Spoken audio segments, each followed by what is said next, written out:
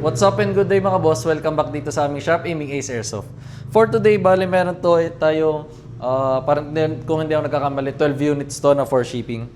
Tapos, date today is December 26, 2025. Ayan, Merry Christmas nga pala guys. Tsaka sa incoming New Year, Happy New Year na rin. So, first unit is ENC 102 kay Boss Aldrin of Davao del Sur. Ayan, ito yung unit ni Bossing. So, rifle siya. Rifles natin is may kasama na siyang battery and charger. Ayan. So, ito yung markings. Ayan, pakita mo yung markings. May markings siya dyan na HK416. Tapos, metal tong receiver, metal tong handguard, ayan, metal magazine. Metal na rin tong rear sight and front sight. Ayan.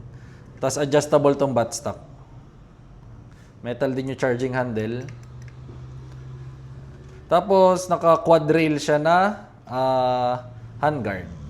Ayan. Tapos, ito yung kabilang side. Kabilang side. Tapos, HK416, isa talaga siya sa mga mabibigat na rifles. Si Bossing nga pala is nag-avail din ng AOTech 558 tsaka G45 set na scope tsaka RVG na grip. So, hindi na lang natin nakabit. Dabi pa kasi nating ayusin. So, proceed tayo sa next unit. Kay JWC Zane Orange, kay Boss Dennis of Zambales. Ito naman yung kay Bossing. So, CZ Orange. Ito yung upgraded version ng mga CZ Shadow. CZ Shadow 2. Ayan. So, full metal siya. Naka-aluminum yung grip. Ayan, naka-fiber optic yung front sight. Tapos, kung di ako nagkakamali guys, yung weight nito is parang almost 1:1 siya sa real steel na version. Ayan. So, magazine capacity is parang 25 to 30 rounds. Tapos shadow talaga, napakaganda ng accuracy nito. So, out of the box, pwede na siyang pang practical shooting. Ayan. Tapos, next unit naman is WEP14 kay Boss Ryan of Antique. Ayan. Ito naman yung unit ni Bossing. So, P14, metal yung slide, metal yung lower frame. Tapos guys, ang design ng P14 is parang 1911 yung upper niya. Yan. So, makikita nyo wala siyang railing dito. Pero ang magazine capacity niya is high cap na. So, pang high cap pa na magazine ang gamit. Ayan. Yung kabilang side, P14 nga pala guys is parang counterpart niya sa real steel version is yung para ordnance. Magazine capacity, 30 rounds. Tapos, next unit is Glock 17 Force na color silver kay Boss Bill of North Cotabato. Ito naman yung unit ni Bossing. So, Glock 17 Force Edition. Force Edition, makita nyo naman, iba yung slide niya. Yan, may design siyang ganyan. Then, meron siyang magwell. Trigger niya iba rin sa regular na Glock. So, ang ganda ng trigger nito. Naka-flat trigger na siya. Tapos, fiber optic yung rear sight, fiber optic yung front sight. Tapos guys, meron nga pala siya dyang design na skull. Ayan. Magazine capacity, 25 rounds. Next unit naman is ENC 3101 kay Boss Eugene of South Cotabato. Ito naman yung kay Bossing. 3101, ito yung 1911 na classic. Then, ito yung kabilang side. ENC, napakaganda ng markings niyan. Complete markings. Magazine capacity, 25 rounds. So guys, simula nga pala dito sa ENC na to na 3101. Lahat to is nasa budget meal folder na natin. Ayan. So, kung gusto nyo magka-airsoft na budget meal lang. Tapos, abot pa kayo sa sale guys hanggang December 31. Ayan. Next unit is ENC 2104 kay Boss Junard of Quirino. Ayan. Ito yun naman yung kay Bossing. 2104 is, ito yung Infinity 5.1 na high kappa. Ayan. Kita nyo yung markings niya, ang ganda. Naka-engrave siya. Naka-fiber optic na rin yung front sight. Kabilang side. Ayan. Magazine capacity is 30 rounds. Next unit, ito, dalawa unit kinuha ni Bossing. So, ENC 2101 tsaka Double Bell 721. Kay Boss Lino of Oriental Mindoro. Ito naman yung kay Bossing. OPS na 5.1 high kappa. Code nito is 2101 ENC. Yan. So, kita nyo, naka-engrave yung markings niya dyan. Then, kabilang side. Magazine capacity, 30 rounds. Ito, next unit ni Bossing, itong Double Bell 721 na Glock 17. So, lahat naman ng Glocks is metal yung slide and polymer yung lower frame. Sa lahat yon kasi kahit real steel na version is ganon din. Then, ito yung kabilang side. Magazine capacity is 25 rounds. Tapos guys, nga pala, ang double bell is lahat siya may kasama ng gun case. So yun yung parang pinaka-box niya. Yun yung advantage niya kay ENC. Yan. Next unit, double bell 303 kay Boss Ricardo of Cebu. Yan.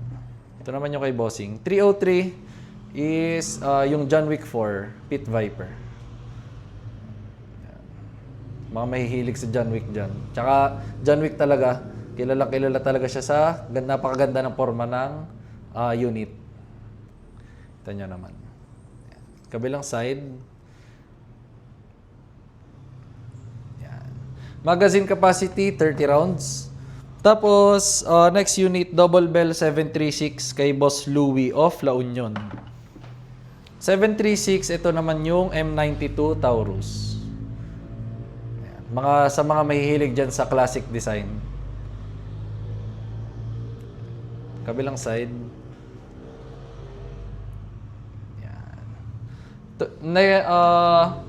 Magazine capacity is 25 rounds. Next unit, double bell 728 kay Boss Marvin of Agusan del Sur. 728, ito naman yung 1911 na MEU. Ito yung kabilang side. So may marking siya dyan ng Springfield Armory. Magazine capacity, 25 rounds din na dual stock. Tapos, ito, last unit, ENC 1103 kay Boss Engelbert of La Union.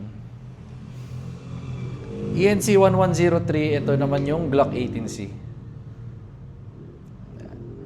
Ito yung markings, naka-engraved siya. Kabilang side. Ito nga pala guys, yung mayroong semi and full auto. So, mamaya papakita ko sa inyo. Magazine capacity, 25 rounds. So, tara, try na natin itong mga unit. First unit nating itatry is itong HK416. Ayan. So, semi-auto muna.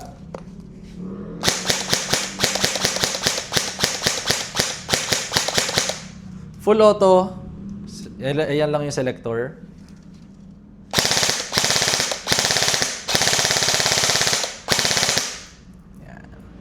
So guys, konting tips lang habang magfo-full auto kayo ng rifle.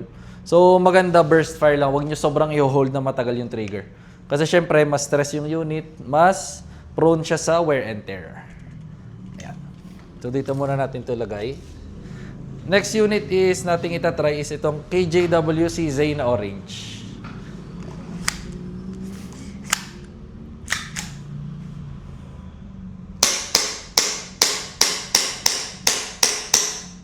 Slide lock kapag wala na siyang BBs. So kapag ganyan, na-release magazine, then release slide, rest the hammer by pressing the trigger. Tapos, next unit is WEP14. Ayan, try natin.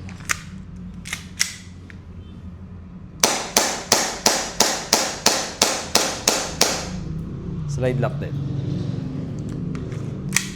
Next unit, Glock 17 Force na silver.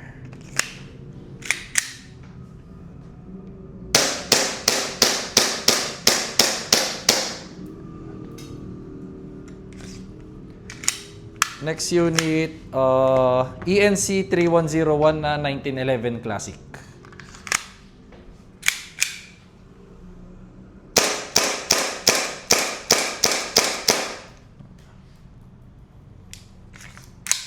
Next unit, ENC 2104 na Infinity High Kappa. So guys, konting tips nga lang pala. Pagpasok nyo ng magazine, make sure may pwersa. Tapos, itutulak nyo tong kabilang side. So, ito. Ayan, tutulak nyo yan. Para make sure na nakalock yung magazine. Try natin.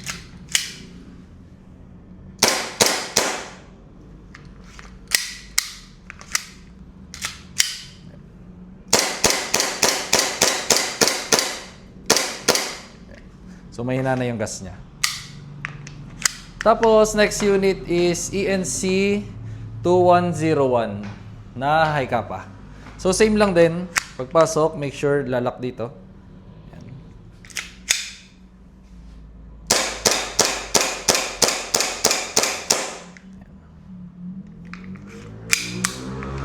Next, medyo madami-dami itong itetest natin.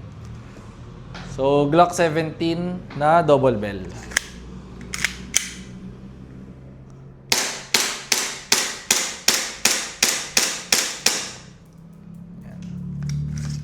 Tapos, ano tong next unit? Double bell 303 na John Wick 4 Pit Viper.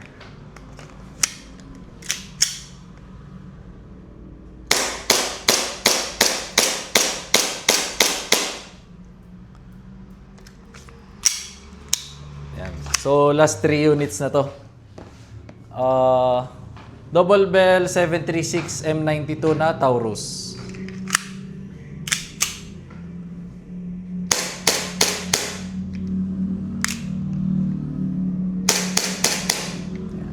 Slide lang. Last 2. So, double bell 728 na 1911 MEU.